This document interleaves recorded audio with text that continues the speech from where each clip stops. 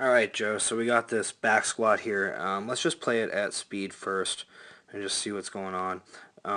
Just a little trouble hitting depth. That's actually not that bad of a squat for you. But if we kind of slow this thing down, we can look at a few things. Technique-wise, there's nothing major that I think you need to change. It's just some of that hip mobility that we know you have trouble with. So if we watch you initiate this squat, that's not a bad initiation, right? You're starting in a relatively tight position. You're going to initiate with your hips going back and your knees bending simultaneously. And this all looks pretty okay till about there.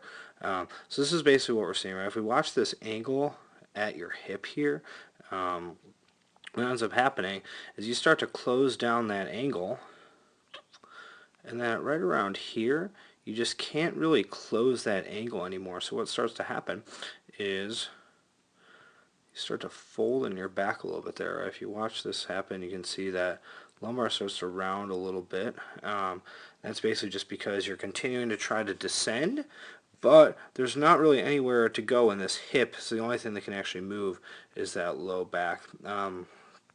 When we watch your knees, actually, I think when we did that movement screen, your ankle range of motion was actually okay. So knees continue to go forward and allows you to drop a little bit. But basically what ends up happening here, and I know this just because we've actually gone through this movement screen, is that you just run out of motion in this ability to kind of close your hip down. So you end up folding over at the back, and then also once you start to fold, stuff starts to turn off, feels like you're going to fall over, and everything kind of goes downhill from there. So for you, the biggest priority is definitely going to be opening up those hip flexors, since I believe we went through that movement screen, and the front of your hip was extremely tight, which is going to restrict hip flexion, kind of paradoxically, because your hip flexors are already at end range of motion, so they're not going to let you go any further past about that much hip flexion.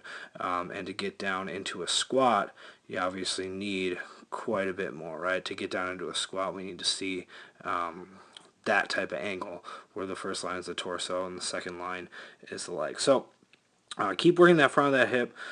For you, it's gonna probably require a certain amount of professional soft tissue work to really open that stuff up.